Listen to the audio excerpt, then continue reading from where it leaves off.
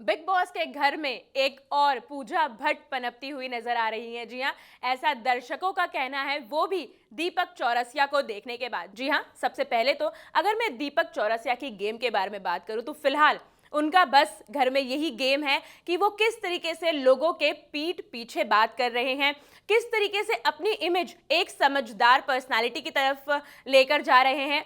और तीसरी बात, वो पीठ पीछे लोगों को ऐसा लग रहा है कि गेम चलाने की कोशिश कर रहे हैं। ऐसा ये दीपक चौरसिया का माइंडसेट है, लेकिन ऐसा कुछ भी नहीं है, क्योंकि ये सारी चीजें जो हैं हमने कई सारे प्रीवियस सीजनों में देखी है कि लोग किस तरीके से जो है अपनी एक समझदार पर्सनालिटी लेकर चलने की कोशिश करते हैं। लेकिन ये ऐसा सिर्फ उन्हें लगता है क्योंकि उन्हें सिर्फ अपने दिमाग की गेम पता चलती है। बाहर जिस तरीके से ऑडियंस उन्हें जज कर रही है, इस बारे में उन्हें बिल्कुल भी अंदाजा नहीं होता। लेकिन इन कुछ ही दिनों में दीपक को देखकर जो है लोगों ने ये आकलन लगाना शुरू कर दिया है कि ये पूजा भट्ट की गेम की तरह अपनी गेम को लेकर जाने की कोशिश कर रहे हैं। अगर बिग बॉस ओटीटी आपने देखा होगा तो वहां पर पूजा भट्ट जो है बिल्कुल भी किसी टास्क में पार्टिसिपेट नहीं करती थी। हमेशा लोगों के बीच में रिजॉल्व करने की कोशिश किया करती थी। हमेशा अगर कोई पॉइंट ऑफ व्यू किसी का क्लैश करता था तो वहां पर अपनी एडवाइस देती थी और लोगों को समझाने की कोशिश करती थी। और ऐसा ही कुछ गेम प्लान दीपक का भी इस बार नजर आ रहा है। सबसे वीक पॉइंट उनका फिलहाल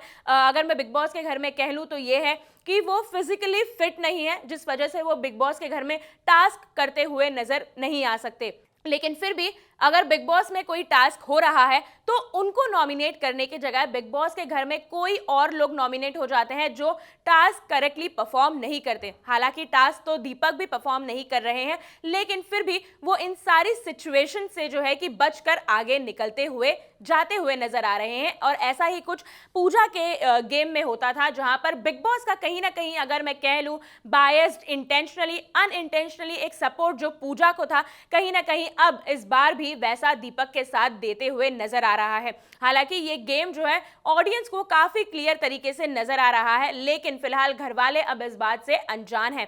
अगर आप दीपक की गेम की बात करेंगे तो फिलहाल उन्होंने अब तक बिग बॉस के घर में ऐसा कुछ भी नहीं किया है कि एक स्टैंड आउट कंटेस्टेंट बनकर वो नजर आए, लेकिन फिर भी जो है वो गेम में आगे बढ़ते हुए चले जा रहे हैं। अगर इविक्शन की बात करूं मैं तो इस हफ्ते पायल इविक्ट हुई है और हाल ही में उन्होंने हमारे इंटरव्यू में भी ये कहा है कि दीपक की गेम कुछ भी नहीं है। अगर इस जगह बाहर किसी को होना चाहिए था तो वो दीपक जी को बाहर होना चाहिए था, लेकिन फिर भी वो बिग बॉस के घर में है। वो अपनी गेम खेलने की कोशिश कर रहे हैं, वो लोगों के मुंह पर स्वीट बनने की कोशिश कर रहे हैं। हालांकि वो इतने स्वीट है नहीं, इतने समझदार वो है नहीं, और गेम की जानकारी भी उन्हें इतनी है नहीं जितना वो लोगों को बात करके बताने की कोशिश कर रहे हैं। और ऐसा ही कुछ पूजा भट्ट के साथ हो चुका है, और ऐसा ही कुछ अगर मैं कह लूं थोड़ा बहुत कंपैरिजन, तो ये गेम साजिद भी खेलते हुए नजर आए, जहां पर वो अपना ग्रुप बनाते थे, ग्रुप में अपने आप को लीडर की तरह दिखाते थे और लोगों के साथ पीठ पीछे दूसरों के कंधों पर बंदूक रखकर अपनी गेम चलाने की कोशिश किया करते थे। तो ऐसा ही कुछ